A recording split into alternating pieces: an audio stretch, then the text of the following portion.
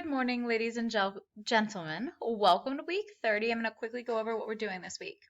So last week we started the life cycle of a product assignment, and you worked your way through an inventory analysis of two similar products, but one was reusable and one was disposable.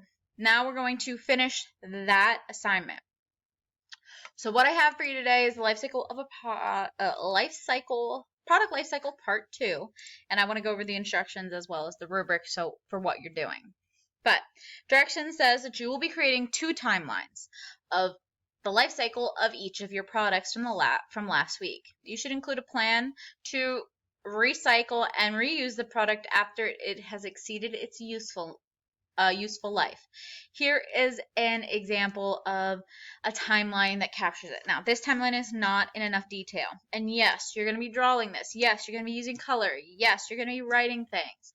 So I keep that in mind.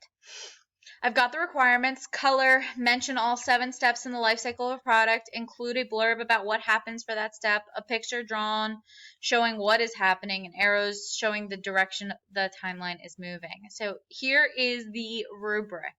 So color, obviously if you use color, you get so many points. Material, the student accurately describes 75% or more of all the events of the timeline without referring to it. Well, we're not presenting these, so just ignore that part. Life cycle, 7 life cycles. Student hits on all 7 steps of the life cycle of a product and goes into really good detail about it, of how it affects that product for each step. And you can see the difference between the first, getting all the points, and getting some of the points is you don't go into much detail. So I want you to go into a lot of detail in each step, explaining, how that step is affected for your product, or how your product affects that step. And then your illustrations, picking your pictures. Think about and document what you would change. Oh, ignore that. But there's the rubric. I can actually delete this because it's not on the turn-in. And then I do give you 2 examples. Now, these examples are not finished examples or what I expect from you. But you will be using a blank sheet of paper, and you will be drawing your timeline. And here's an example of a timeline. Now, this one in particular might not hit all 7 steps, but you can see where it starts. This is for a piece of paper. Forest gets transported, cut down, production of wood fibers, paper production, printing. Here's where it could go. Then newspaper distribution, or I guess this was the life cycle of a newspaper. Recycle, reuse, da-da-da-da-da. This is the life cycle of a newspaper. Now, the things that they're missing. They don't have all 7 steps. They've got really good pictures. They don't have their description or the explanations under each step. That's what you need to have. Explanations under each step explaining what's going on. Yes, the picture does a great job, but I want you to explain what's happening.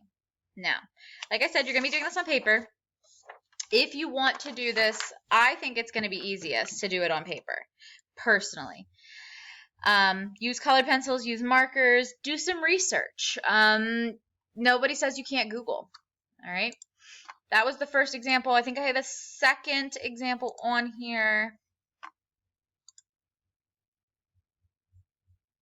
There we go. So this is the life cycle of, I guess, a car. So where are we starting? Raw materials and components in. Cars manufactured and assembled. Completed cars driven out. Efficient fuel consumption. There's a problem, recycled end of life use, so then it can go back into the beginning. This does a better job of explaining, but not too terribly much, and it's not hitting all 7 steps. So again, you're going to be doing this twice. One for your first product and one for your second product. 2 timelines.